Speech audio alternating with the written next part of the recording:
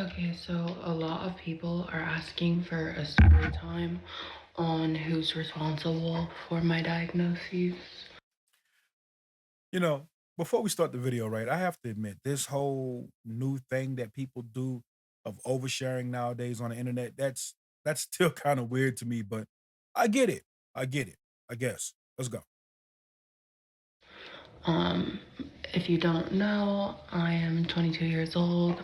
I was diagnosed with HIV in August of 2023 at Okay. 21 years old.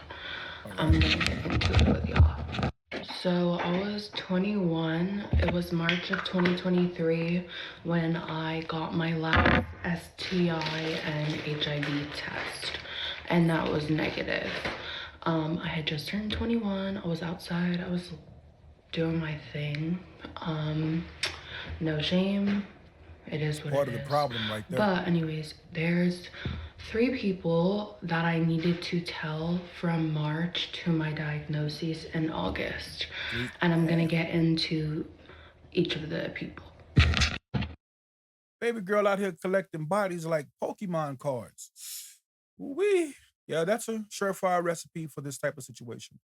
Let's go. Okay, so the first person we're gonna go back to, but the first person I met in April, and I had seen him probably once, twice a week, every week for maybe, let's say 2 months. So April, May, June, right? Okay. So the first person I had met in April, and I had been sleeping with him on and off, like just as a situationship from April That's the to problem. May and June, right? We'll call him Tom. June. And then I had met someone and like we were more serious. I was with him from June to July, but it didn't last So long there's due overlap. to just like issues. And the third person that I needed to tell, um, I had been with him from July to when I had been diagnosed in August. So we'll call Gotcha. them one, two, and three in this scenario. So keep in mind the first person I had been with him from April to June. It may be April to late May, to be honest. But late June, I started to develop a fever. I had 105 fever for 7 days straight.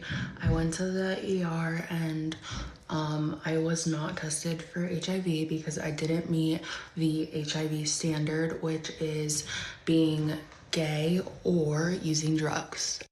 So let me get this straight. You're out here collecting bodies like Pokemon cards. You end up sick, and it never crosses your mind to say, hey, let me ask to get tested for HIV. Right. I'm straight. Whoa, hold on. Wait a second. You guys saw that? I need to, I'm Do y'all see that on her lip right there? That looks like a bum bump to me. Yeah, that's definitely a bum bump. Baby girl, you might want to go back and get checked for the hurt. emphasize that. So, anyways, had 105 fever for a week straight, and after that, I just got sicker and sicker and sicker. And I had been in and out of the hospitals, doctors, nobody knew what was wrong with me, right? And it never crossed your So, mind to get tested we get for herpes. You to feel me? August. I'm in the HIV. hospital. I finally figure out that I'm HIV positive. I have to make three different phone calls to three different people because I obviously, as hard as that was, I'm not gonna not tell these people because one, they need to protect themselves, get tested, and I don't want to put someone else at risk. And two, I want to know who's responsible. So I give their names to the Department of Health, obviously. And then I contacted them personally because I wanted to tell them. Now, I had three different reactions to my diagnoses, and I'll get into that. So the first She seems reaction, a little he off was to me for sympathetic, he some was so reason. kind, like nice, and he was kind of confused. Like I was like, okay, like you need to go get tested, like blah blah blah blah, and he was kind of lost. Like, what does all of this mean? Like, what is HIV? Like, I'm just confused. What?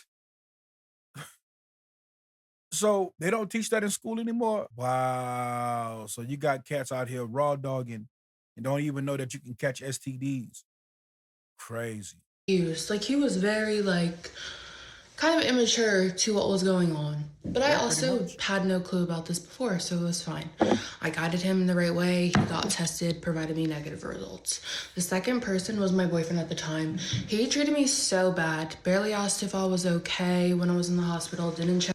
Yo, hold on. So she out here collecting bodies and she have the nerve to have a boyfriend. Now, when she told you about the order of the months, there's obviously some overlap. So that means that she was sleeping with the other guy off and on. And since it was a situationship, she figured it was okay to go ahead and get a boyfriend, therefore endangering. Oh my goodness, man. Wow. Check on me. When I was in the hospital, I literally had to find somewhere for him to get tested. And this man was on the phone yelling at me, talking about, oh, I don't have health insurance and like, who's gonna pay for I don't this? Like, it blame him, was all about him, and like him being scared. as it should be. Never comforted me. Like, he was just like, God showed me that he was not meant to be my boyfriend. And that was like a blessing in itself. At that Yo, it's crazy. It's crazy how modern women want to bring God into everything, right? If God wanted to show you that this man wasn't meant to be your boyfriend, there's a million and one other ways he could have done it outside of giving you an STD, an incurable STD at that.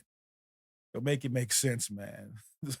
that time, it like upset me. I was devastated by that a little bit because like I had just been stigmatized and like, it was She's hard. playing the But victim. this is what I really want to talk about. This third Oh person, okay? boy. This third person, um, one night called him and I asked him, looking back now, at the time I had been in the hospital for literally 5 days, hadn't even seen the sunshine. So I just wanted to like get off the phone, do this conversation and get off the phone, you know?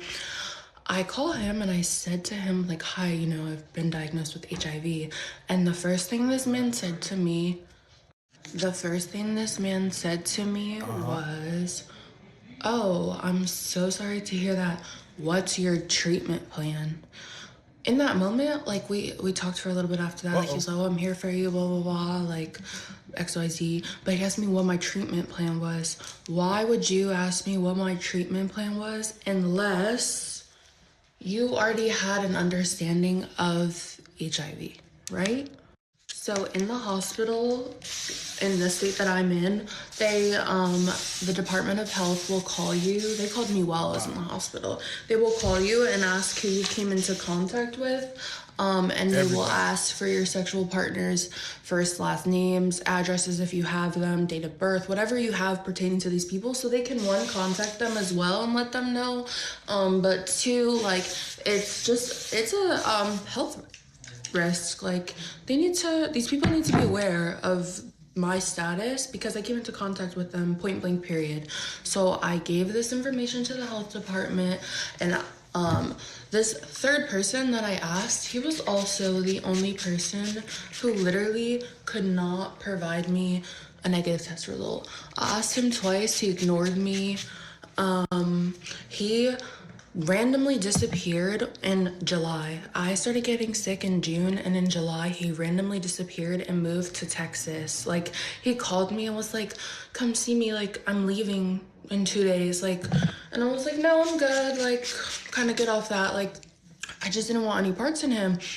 At that I'm sorry, baby girl. At that point, man, if you found out you sick and the other two guys weren't sick, you should have just went ahead and went on with old buddy. You liked him enough to have sex with him. I mean, you know, if he could have there's no point in staying out here in the game and spreading it around to other people unsuspectingly or whatever, because you know she's not about to stop having sex.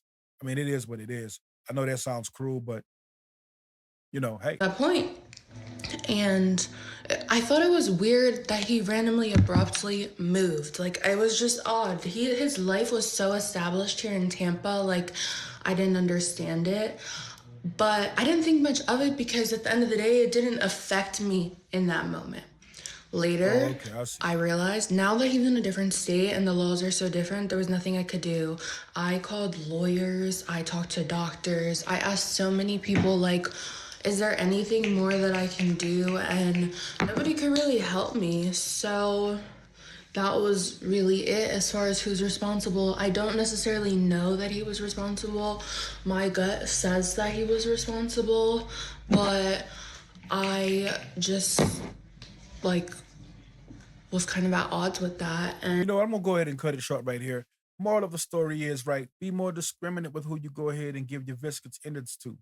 Shout out to MTR. At the end of the day, when you play foolish games, you get foolish prizes or just stupid games, stupid prizes. Either way, right?